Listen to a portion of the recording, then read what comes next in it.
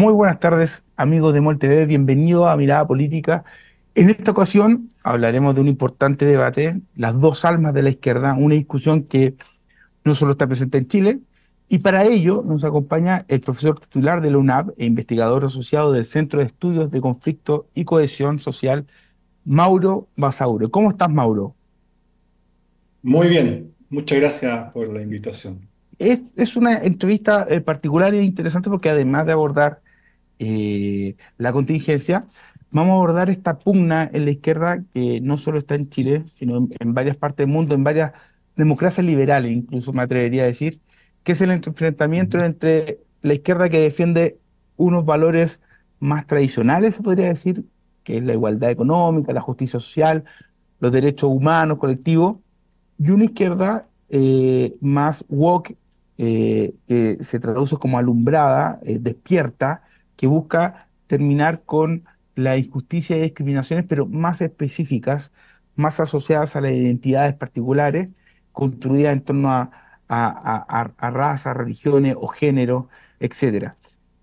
Como decía, Ujú. es una discusión que se da en muchos países con una intensidad muy fuerte en algunos, en años, hace muy pocos años. Entonces, la primera pregunta, Mauro, es, ¿qué tan complicada es para la izquierda no dar este debate, sino abordar este debate, esta diferencia? Sí, muchas gracias por la pregunta. Creo que lo planteas en términos muy interesantes para mí, porque yo creo que la izquierda tiene una tarea especialmente compleja en ese ámbito, ¿ya? ¿Y por qué digo la izquierda tiene una tarea más compleja? Porque yo creo que el debate también involucra al pensamiento liberal y al pensamiento conservador. A la ultraderecha, a la derecha en general. No es un debate solamente al interior de la izquierda. De Ujú. hecho, la cuestión del wokismo, como se ha planteado bueno, que es como tú dices, un concepto, digamos, anglófono, que se asocia al despertar, a estar despierto, consciente de, etcétera, ¿no? Involucra en general muchos otros sectores de la vida que no son necesariamente la política, ¿no? La cuestión de la cultura, nuestra vida académica, de hecho, ¿no? Mm, El lenguaje que usamos, mm, cuestiones que tienen que ver con libertad de expresión, la libertad académica, eh, etcétera. Entonces, es mucho más amplio que la pura cuestión política, pero al interior del pensamiento político yo diría que el pensamiento liberal, por ejemplo, se opone a una concepción una concepción de políticas de la identidad, sería la traducción, más o menos, ¿no? En el castellano. O categorías identitarias, si ustedes quieren, porque ahí para los liberales la cuestión fundamental es la libertad individual, ¿no? La cuestión del mérito individual, la consideración del individuo y su carácter, no sé, ¿no? Para los conservadores es un problema también porque es una cuestión asociada a fragmentación de símbolos nacionales, etcétera, mm. ¿no? Destrucción de traducciones, críticas muy fuertes a las tradiciones, al propio lenguaje incluso. Pero claro, para el tema para la izquierda es especialmente complejo, yo diría, porque no solamente hay una crítica, tal como tú decías, de esta izquierda más universalista, más tradicional, más asociada a cuestiones de justicia social, igualdad, ¿no? eh, Frente a esta perspectiva más particularista o de categorías identitarias, no solamente está esta crítica, sino también, y ahí está el punto, la necesidad de dialogar con ellas y buscar formas de alguna manera de articulación, de integración, cosa que el pensamiento de derecha no tiene, simplemente lo rechaza, Mm. ¿no? Simplemente lo rechaza, en algunos casos simplemente se burla, ¿no? Es, usa el concepto de woke como concepto peyorativo para decir eh, que eso es casi, digamos, anormalidad, ¿no? En cambio, en el caso de la izquierda es una cuestión más problemática porque supone no solamente esta idea de dos almas que tú mencionabas, sino de alguna manera el esfuerzo por una reconciliación de dos almas. Y bueno, ya la propia idea muestra lo difícil que puede ser, ¿no? Porque Efectivamente son matrices de pensamiento estructuralmente distintas, pero tiene que estar ese esfuerzo de articulación de algún modo. Sí, Y justamente planteabas algo interesante que yo no, porque me centré mucho en el punto político, pero sí como este tema, este debate también ha estado presente en las universidades. Y sí, bajo ese claro. paradigma tenemos el caso, una paradoja que si bien este asunto ha estado muy presente en las democracias occidentales, en pocas partes del mundo una generación que daba este debate en la universidad o que estaba presente cuando estos debates se suscitaban en las universidades, saltó a ser gobierno de un país, como es el caso de Chile. Ahí, ¿cómo se Ujú. ve ese debate? ¿Es este gobierno woke o hay una discusión que, retomando la pregunta anterior, que se está librando entre estas dos almas? Yo, mira, esta es una respuesta que, respecto a la cual yo soy más o menos ambivalente, es decir, respondería con un sí y con un no, ¿ya? A la pregunta directa de si este gobierno es woke. Sí, si tú piensas que el gobierno se comprometió con una constitución donde el elemento de un proyecto constitucional, disculpa, donde el elemento de las políticas identitarias fue muy importante, ¿sí? De hecho, se acusa a ese aspecto como una de las causas más importantes del fracaso, ¿sí? Sí, también yo diría, si uno estudia algunas de las sensibilidades que están al interior de del conglomerado, sobre todo Frente Amplio, que reúne a la gente más joven, ¿no? Que está en el gobierno, ¿sí? Pero también respondería que no, porque aquí yo hago una distinción que creo que es muy importante, porque, por ejemplo, yo no diría que es woke en el sentido crítico del término, en el sentido peyorativo que se usa, cuando se habla, por ejemplo, de cuestiones de igualdad de género, cuestiones de representación de la mujer en el gabinete y todas esas políticas que tienen que ver con políticas de igualación. Finalmente, lo que tenemos ahí son demandas por igualación, es decir, están presentes ideales universalistas, derechos que deben ser realizados porque aún no se realizan del todo. ¿Ya? Entonces, en ese sentido, cuando, por ejemplo, tenemos un gobierno que se declara feminista y que tiene toda una línea de trabajo en el tema de paridad y, digámoslo así, se ha preocupado de esa parte y es una de las partes que se reconoce como más exitosas o relativamente exitosas del gobierno, tenemos entonces, yo diría, una cuestión asociada a el sexo, el género, pero no woke. No es una política identitaria, es una política universalista asociada a la igualdad y la justicia de género. También diría que no es woke si uno mira de alguna manera el tipo de políticas o, digamos de iniciativas de ley que se han dado en el área de economía, como las cuestiones de reforma tributaria, de pensiones, más allá de que se realicen o no, es un debate que podemos dar después sobre los 2 años, ¿no? Pero, pero desde el punto de vista, digamos, de la iniciativa, cuestiones que tienen que ver con salud, el salario mínimo, pensiones, temas de seguridad pública, hoy día muy, muy importante, medio ambiente, también hay toda una línea ahí de trabajo, descentralización, autonomía.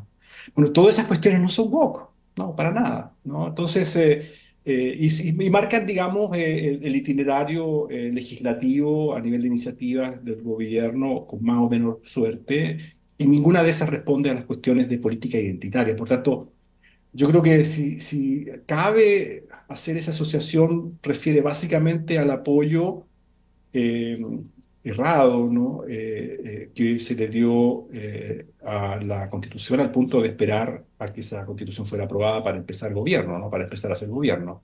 ¿Sí? Y No. en eso, porque Sí. uno podría asociar, corrígeme, evidentemente, uno podría asociar que en el socialismo democrático aún hay una defensa, hablando especialmente del Partido Socialista, una asociación a ciertos valores de una izquierda más vinculada a esos valores de la izquierda que uno podría llamar tradicional, Y en el Frente Amplio, el otro brazo del oficialismo, quizás una mayor sensibilidad a lo woke. Pero entre medio está el Partido Comunista. ¿Cómo relaciona al Mm, Partido Comunista con este fenómeno, considerando que es un partido muy disciplinado, quizá algo conservador en sus tradiciones y en sus visiones, pero que sí está teniendo una generación nueva, más joven, que soterradamente ha cuestionado algunos lineamientos de los más mayores, quizá? mm.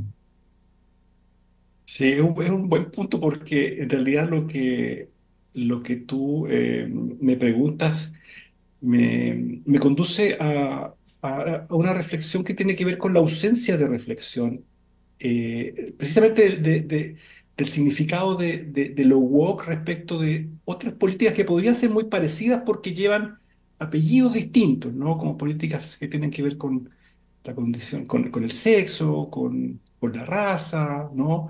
Pero que es muy distinto, digamos. Déjame volver un poquito atrás para decir que la cuestión de lo woke parte en Estados Unidos en los años 30, o incluso más adelante, tal vez 60 fundamentalmente, con las reivindicaciones de los derechos civiles por parte de los afroamericanos. ¿Sí? Y esas reivindicaciones que fueron el concepto original de woke, que después deriva en otras cosas, ¿no? Y hoy día tiene un significado distinto, es una, tal como la lucha feminista, es una lucha por no querer ser diferente, sino querer ser igual. Es decir, que la raza no importe para Mm, que la mm, persona sea reconocida en la sociedad. mm, O que tu ser mujer no importe para ser reconocida en la sociedad. Dicho esto, eso es muy distinto, aunque raza y la diferencia de sexo están involucradas también en las políticas identitarias, muy distinto a cuando se solicita el reconocimiento de la diferencia.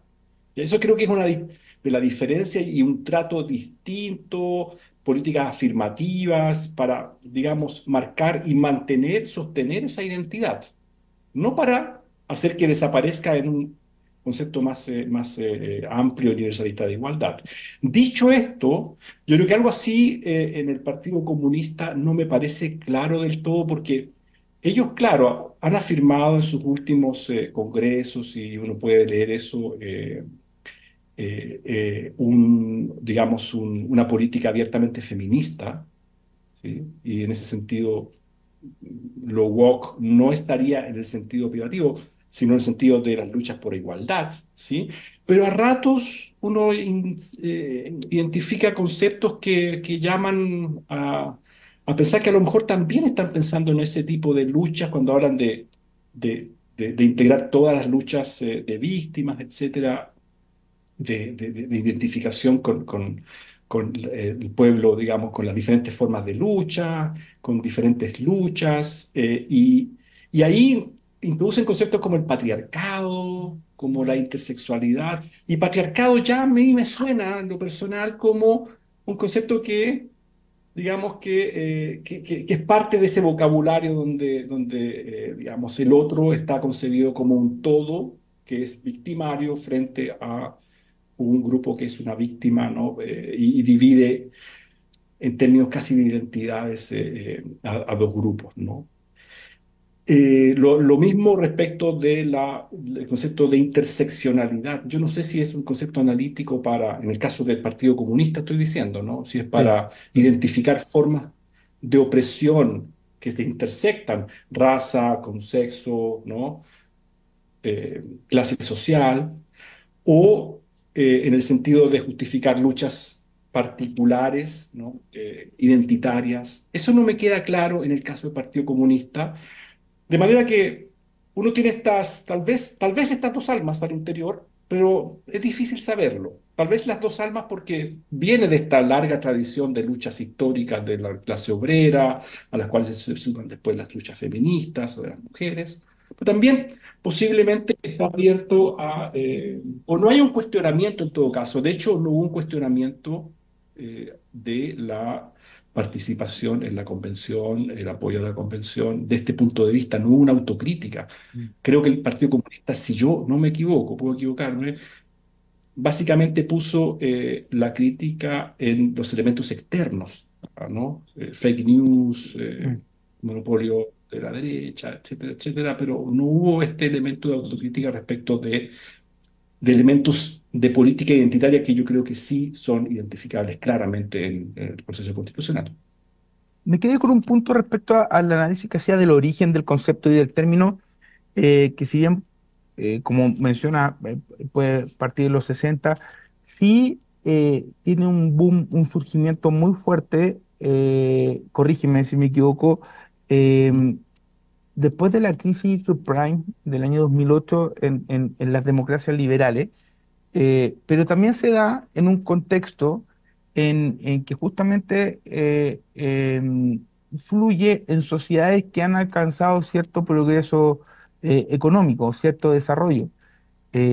Por ejemplo, en lugares donde el debate eh, pasa por erradicar la pobreza extrema, por ejemplo, o luchar contra el hambre, probablemente no está tan presente esta izquierda woke, ¿o no es así?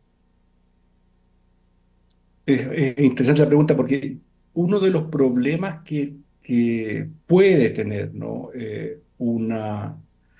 Una priorización de la política en términos de política identitaria, o woke, si quieren llamarle, ¿no? A mí el concepto no me gusta mucho porque precisamente confunde un poco Sí. esta historia larga, ¿no? De las luchas por los derechos civiles o las luchas feministas que son luchas igualitarias, digo, universalistas, ¿no? Con políticas de la identidad y más particularistas que finalmente son críticas de conceptos como la justicia, el progreso y ese tipo de valores que son fundamentales a la izquierda.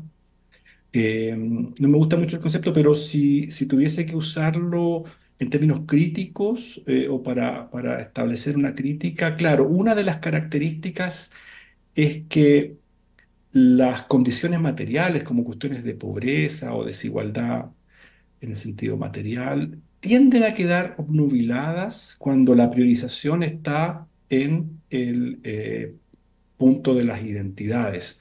Porque, porque los pobres no constituyen una identidad. Los pobres no son una identidad, ¿no? La desigualdad es un fenómeno, ¿no? Pero no hay producción de identidad, salvo que sea una subcondición que se asocia a determinada identidad, ¿no?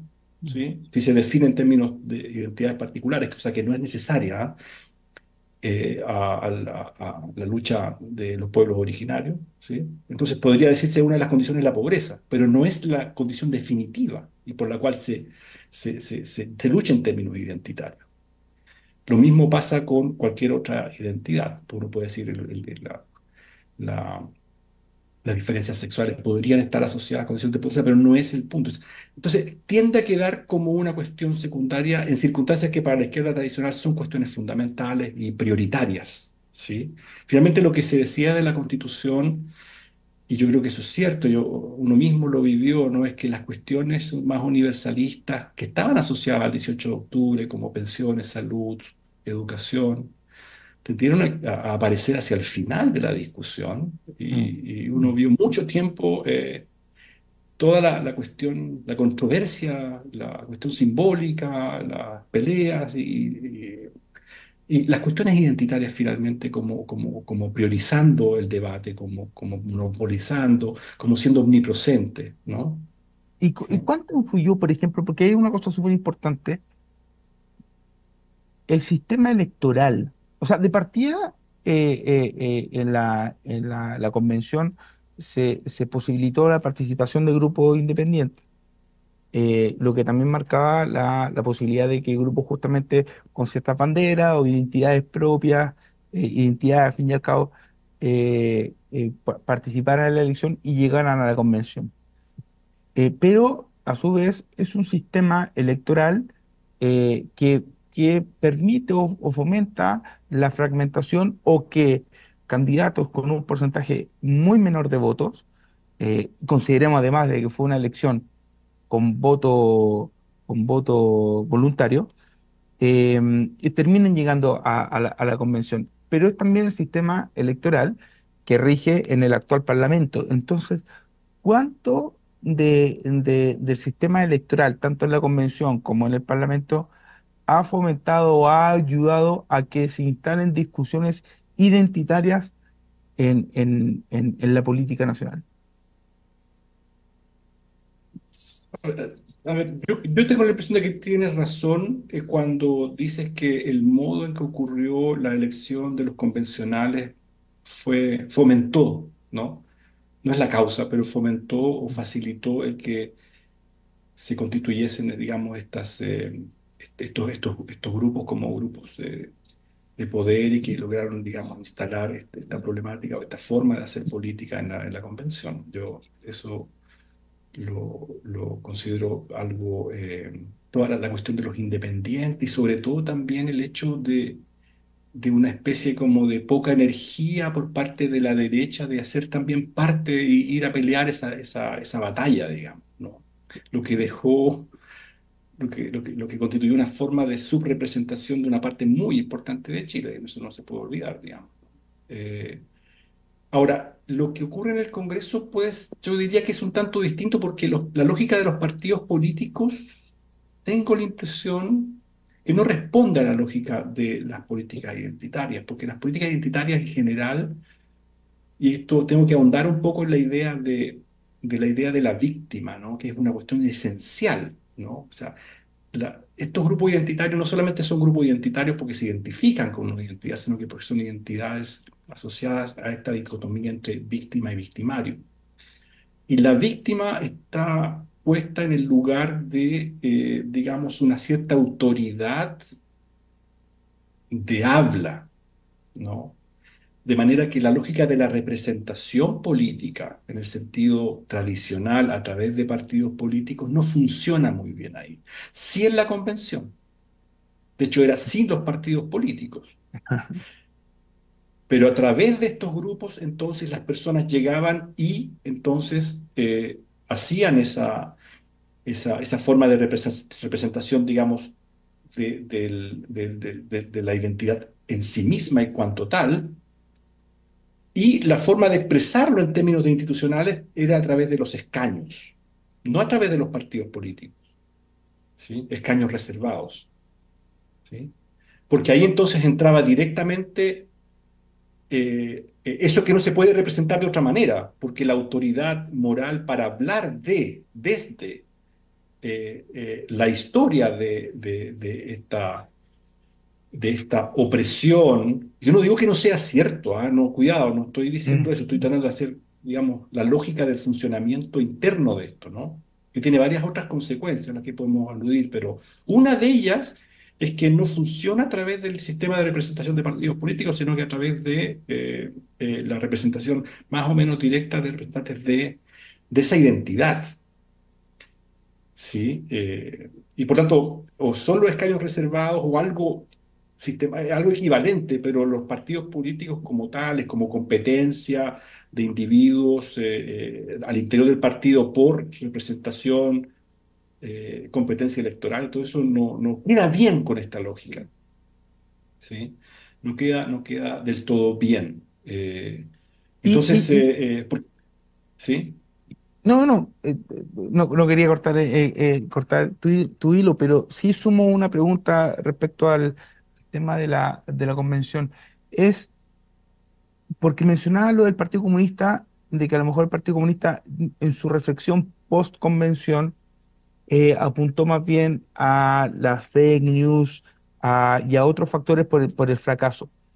Pero tú observas que sí otros sectores de izquierda entendieron o aprendieron cómo ese factor de la identidad hizo tambalear o incluso fracasar el proyecto de la convención. ¿Se Sí, sí, yo aprendió? creo que eso sobre todo en sectores fundamentalmente, bueno, a través de la voz del mismo presidente de la República, se dieron señales claras de que no era el tipo de política que ellos avalaban. El punto es que sí lo hicieron, ¿no? Yo creo que es parte de toda esta serie de autorrenuncias, digamos, ¿no? De estas cosas que se hacían y después no se hacían, o se decían y después no se decían, o cambiaban de opinión. Pero sí, si uno quiere ser benevolente y lo pone en términos de aprendizaje, yo creo que sí ahí se denotaron autocríticas respecto del proceso. Um, pero yo también ahí soy bien, yo creo que es un error o es demasiado sesgado decir que es la única causa, ¿no? Ujú. Creo que hay varias causas. Yo no soy de los que dicen esto es lo que llevó al fracaso o al triunfo del rechazo, ¿no?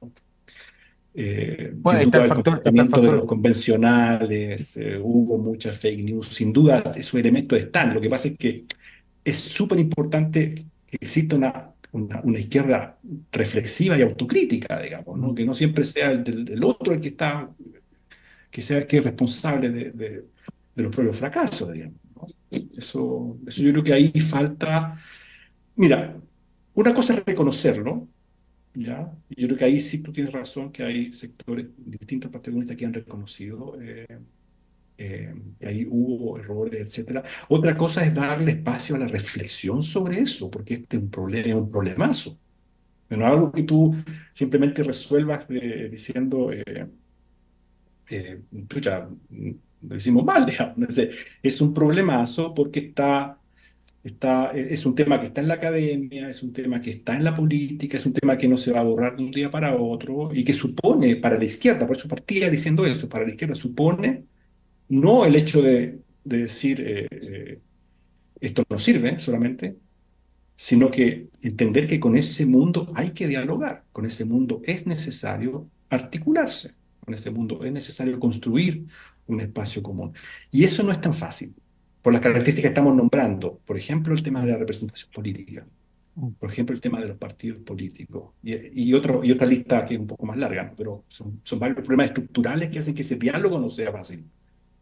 Obviamente no, no existe una derecha woke, pero me quedó dando vuelta algo que mencionaba y que, bueno, al fin y al cabo también puede partir desde esa dicotomía que ha tenido el sector o el pensamiento desde hace mucho tiempo, los liberales y conservadores, pero pareciera que hay una derecha más sensible a algunas de las demandas identitarias de la izquierda woke y otra que definitivamente es contraria e incluso la enfrenta. ¿Es Mm. así? Sin duda, sin duda. No, digamos, hay una que critica y pone los puntos en términos críticos, ¿sí? Por ejemplo, cuando se discute sobre las cuotas para mujeres en la representación política, por ejemplo, ¿ya? Y ahí entonces el argumento liberal es que se impide la competencia entre iguales, hombres y mujeres no quedan en pie de igualdad, etcétera. Las competencias, las capacidades quedan fuera y entonces se decide en términos de adscripciones sexuales, en este caso, no ser hombre o mujer. Ese es un argumento, es debatible, es interesante, ¿no? Y lo otro que uno encuentra básicamente es una mofa, una burla, sí, directamente una exclusión, como decía al principio, casi para inscribirla dentro de la normalidad, ¿no? En el sentido psíquico, psicológico, ¿no? Y entonces de lo aberrante, por decirlo de alguna manera, ¿no? Y ahí no hay diálogo posible, no hay argumentación, o muy poca, ¿no? Y entonces, bueno, sí, hay una ultraderecha que en este caso de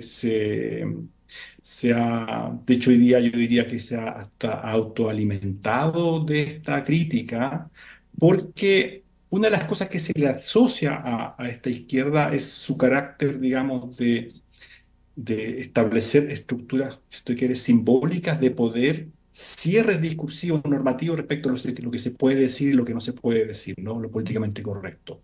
Y frente a ese cierre, entonces esta derecha se pone como liberadora, como del lugar de la liberación, del lugar de la apertura, de la libertad de expresión, ¿no? Y mucha gente, bueno, que no se siente identificada con esta lógica que sin duda es más de élite, sin duda es más académica, ¿no? encuentra por ahí un camino de justificación, decir, oye, ¿por qué me molestan cuando yo hablo así? O me refiero a así, o tengo tales creencias, ¿no? Entonces, encuentra ahí un momento de fortalecimiento porque encuentra, digamos, el rival perfecto para decirle, nosotros liberamos respecto de esta normatividad falsa, elitaria, además extranjera. Tiene Mm. muchas características que no, entonces ahí la tradición, Chile, la nación, ¿no? Y una serie de otros elementos aparecen además de la libertad de expresión, como adalides de la defensa de eso. Entonces, genera finalmente un efecto contrario, ¿sí? Ah. ¿Sí? Eso yo no lo dudaría, sí. Mm. Por ejemplo, ese surgimiento o consolidación de la ultraderecha se entiende únicamente como una respuesta a este fenómeno o es un proceso autónomo que viene de antes y que ahora con esta batalla ideológica o batalla cultural cobra más fuerza. Es decir, esta consolidación de la ultraderecha como respuesta a lo que tú describías es, es, es algo nuevo o esta ultraderecha siempre ha estado. Mm. Yo tengo la impresión de que es un discurso. Me falta la reconstrucción histórica de eso, ¿ah? Debo de ser bien honesto respecto a los límites de lo que sé al respecto. Y en este caso me falta una reconstrucción histórica que me permita mirar a un plazo más largo, pero en el plazo respecto al cual yo tengo visión todavía, tengo la impresión de que es algo, un fenómeno más reciente, o que ha adquirido sin duda fuerza más recientemente y que uno básicamente puede identificarlo en los términos de una especie de batalla cultural que sobre todo en el marco de la primera campaña de Trump se veía identificada con una especie de hegemonía del pensamiento en las universidades que había que atacar, que había que destronar y por tanto es sin duda se transforma en una especie como de target, ¿no? De la derecha, el hecho de dar esa batalla contra estos grupos que se habían hecho importantes en las universidades norteamericanas con pensamientos decoloniales, subalternos, eh, postestructuralistas y una serie de otras teorías europeas, la mayoría de ellas, que, digamos, habían logrado instalarse en las universidades como un discurso más o menos hegemónico. Contra eso, entonces, contra ese discurso, ahí encuentran como la emanación de una cosa que impregnaba a toda la sociedad y que tenía esta normatividad que ellos se ponían como tarea destronar. Yo creo que hoy día estamos casi como en el opuesto, ¿no? Hoy día la hegemonía está del otro lado y estamos hablando de algo que está muy atacado hoy día, ¿no? O sea, finalmente después de la constitución, del primer proceso constitucional, lo que se llama woke, o sea, hoy día el concepto peyorativo de woke ocupó el concepto woke, que originalmente tenía otra significación, ¿sí? Y lo ocupa de tal manera que hoy día se transforma en un insulto y que hace que sea tan polémico el libro de Neymar, ¿no? El libro La izquierda no es woke, porque es el mismo argumento de la derecha, pero dicho por alguien de izquierda, que trata de que no sea ocupado por la derecha, ¿no? Que más bien se entienda como un libro de la izquierda para reflexionar sobre cuál camino quiere tomar, Y ahí, si uno u otro. justamente mencionando el tema del libro de Susan Neiman, La izquierda no es woke, que aborda lo que tú me dices y que tú también analizaste en esta columna en el diario El Mostrador. Ujú. em, y el libro, bueno, apunta a que la izquierda debería retomar esa bandera anterior y no dejarle este espacio a la derecha o la ultraderecha para que los tome.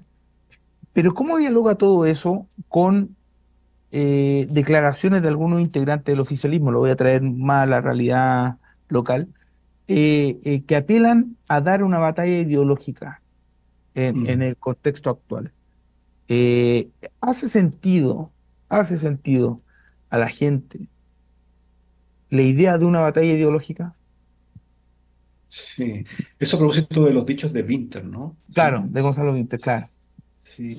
Yo lo entendí, capaz que me equivoque, ¿ah? Pero yo lo entendí dentro de un contexto de discusión un tanto distinto que me parece también muy, muy interesante respecto a lo que está ocurriendo hoy día, que es este tema de que finalmente el gobierno, ya en la celebración del primer año, pero hoy día con mucha más fuerza, dice, bueno, dediquémonos a la gestión, ¿no? Mm, mm, mm, Eh, y de hecho yo quiero acuñar el concepto, no sé todavía cómo lo voy a hacer, pero acuñar el concepto como de gobierno municipal casi, ¿no?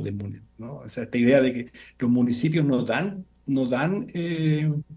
batallas ideológicas, ni están en el tema de la ideología o de las batallas, digamos, de las ideas, están en la ejecución y en la gestión de resolver los problemas de las personas. Básicamente, y por eso las discusiones, digamos, electorales en torno a las municipales no son, digamos, muy elevadas en términos de las grandes ideas y las batallas culturales, como le llaman, sino más bien en términos de programas de gestión bien concretos que tienen que resolverse, ¿no? Y una buena gestión es una que resuelve todos los problemas. En ese contexto, ¿no? De que el gobierno trata de dar este giro y decir, bueno, vamos a dedicarnos a gestionar y a resolver problemas, digamos, ¿no?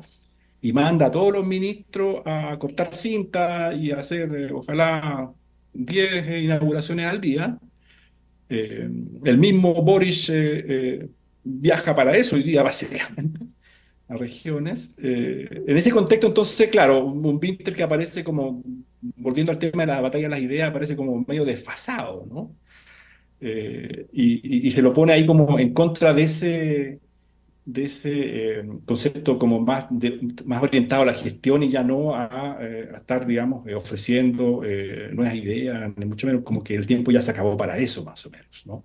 Así lo entendí y claro, habría que seguir discutiendo eso, pero yo no me dio la impresión de que estuviese pensando en batalla de las ideas en este sentido, ujú, ¿no? Como ujú, ujú, volviendo a las cuestiones que se podían haber defendido al interior de la Convención Constitucional o ese tipo de cosas, ¿no?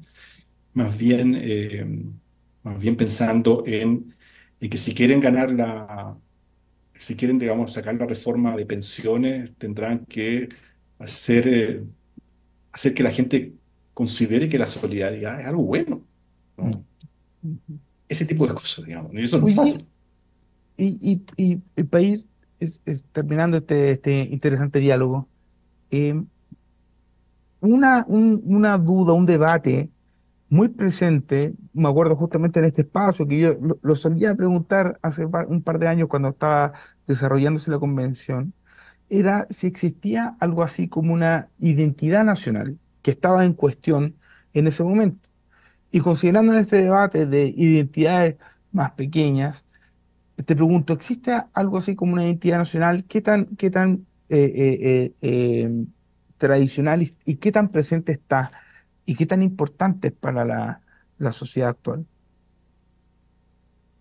Yo tengo la impresión de que uno de los aprendizajes que se sacaron del primer proceso convencional, ¿no? Del triunfo del rechazo abrumador, ¿no? Es que esas cuestiones sí le importan a las personas, ¿no? Más allá de la discusión académica que puedo decir yo si son o no relevantes, ¿no? Los símbolos patrios, los símbolos de cohesión, de unidad nacional son fundamentales, ¿ya? Y si la izquierda olvida que la nación es una cuestión fundamental, y de ahí todo lo que se deriva de ello, ¿no? Defenderlo respecto eh, de formas de delito que vienen claramente importadas, ¿no? Defender a la nación en un sentido también de sus tradiciones, etcétera, está perdida. O sea, yo creo que la- esta vieja izquierda internacionalista hace rato yo creo que se dio cuenta, no sé siempre si siempre lo hace, ¿no? Siempre logra plasmarlo, pero ese no debe ser un tema de la derecha. Claramente, una de las enseñanzas que creo que hay que sacar del triunfo del rechazo es que para las personas fue muy importante y muy agraviante que alguien se sacara del trasero una bandera chilena, por ejemplo. Eso dolió, molestó, y no le molestó al académico, al político, ¿no? Si las personas se sintieron, digamos, ¿no? La chilenidad es algo relevante, ¿no? Y si tú juegas con eso, estás jugando.